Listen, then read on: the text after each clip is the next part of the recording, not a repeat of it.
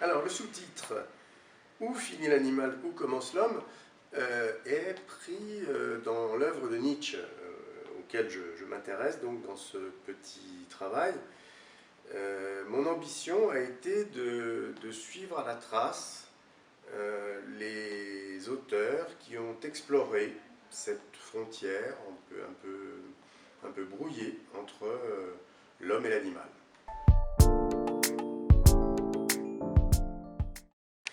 Alors, la première exploration qui m'intéresse, c'est celle de Lascaux, parce que je crois qu'à Lascaux, nous sommes en face de la première manifestation d'une certaine fascination en fait, de l'homme pour l'animal. Je note, après bien d'autres d'ailleurs, que à Lascaux, il n'y a pas de végétaux, il n'y a presque pas de ciel, il y a un espace qui est simplement dévolu donc à la circulation des animaux. Et ceux qui connaissent un peu ces magnifiques peintures rupestres savent que on a vraiment l'impression d'entendre les troupeaux se déplacer, et derrière ces déplacements, il y a aussi à la fois cet effroi et cette admiration probablement des hommes pour la vie animale. Et puis alors ensuite je m'intéresse à Nietzsche parce que Nietzsche, tout au long de son œuvre, interroge, je dirais, la nature de l'homme. Ce qui intéresse Nietzsche, c'est de répondre à la question, au fond, très élémentaire et très simple. Qu'est-ce qu'un homme?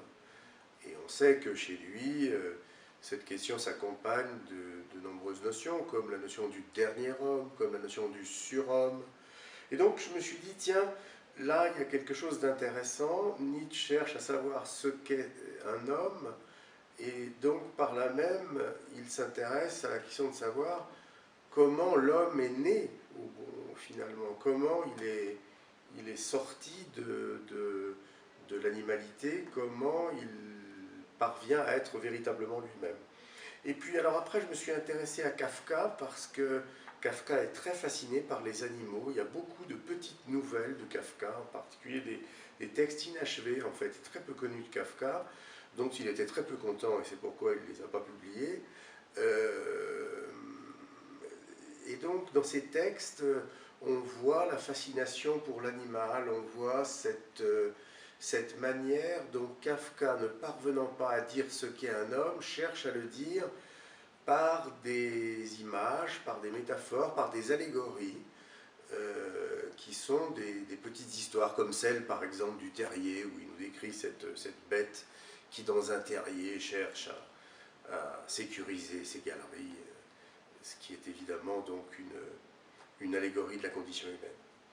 Et puis alors après, je vais vers la peinture de Francis Bacon, parce que cette peinture m'a toujours beaucoup fasciné, et que Gilles Deleuze a écrit un texte tout à fait admirable, donc, autour de la peinture de Bacon, Logique de la sensation, où il développe ce fameux concept du devenir animal, et j'ai voulu simplement chercher à le comprendre. Et puis alors après, je termine par deux textes un peu plus personnels, donc, dont un chapitre que j'ai intitulé donc, Une vie en partage, où là je croise les analyses de Michel Henry. Alors, c'est vrai que ces explorations peuvent apparaître dans un premier temps comme relativement finalement dispersées et sans lien entre elles. Et je crois avoir trouvé le fil en fait de ces explorations, mais enfin, au fur et à mesure que j'écrivais ce travail. Et ce fil qui fait l'unité du texte, c'est l'inquiétude. C'est-à-dire que l'animal est cette force brute, cette force naturelle dont on ne sait pas bien où elle va, qui n'a cessé finalement depuis Lascaux d'inquiéter l'homme, de l'interpeller, de l'interroger, et aussi probablement que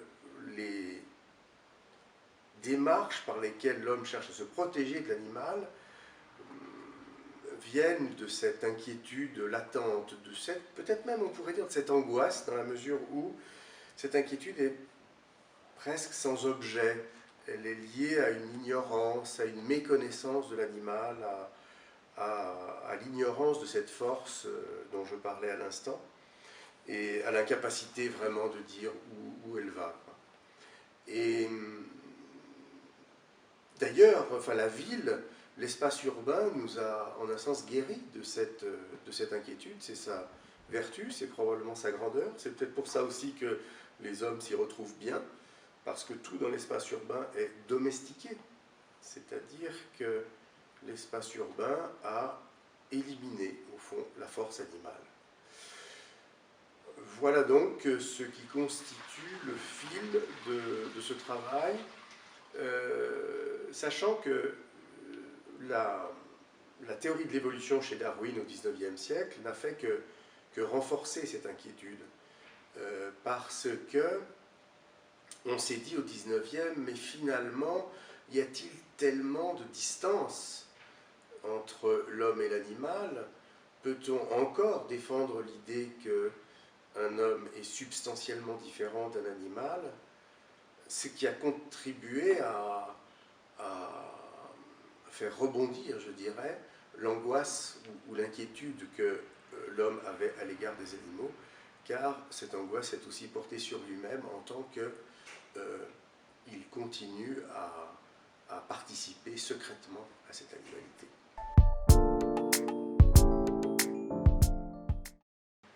Alors, le livre donc, ne s'intéresse pas du tout à la problématique contemporaine sur l'animal, au sens où il n'évoque pas directement les thèses de l'animalisme ou les thèses de l'antispécisme.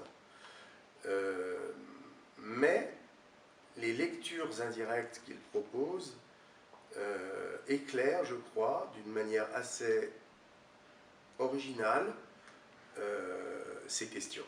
C'est-à-dire que le texte ne les aborde pas frontalement, mais délivre des éclairages indirects qui nous permettent de comprendre les raisons pour lesquelles les thèses de l'animalisme se trouvent développées aujourd'hui, ainsi que celles qui contestent l'idée qu'il y aurait entre l'homme et l'animal une différence d'essence.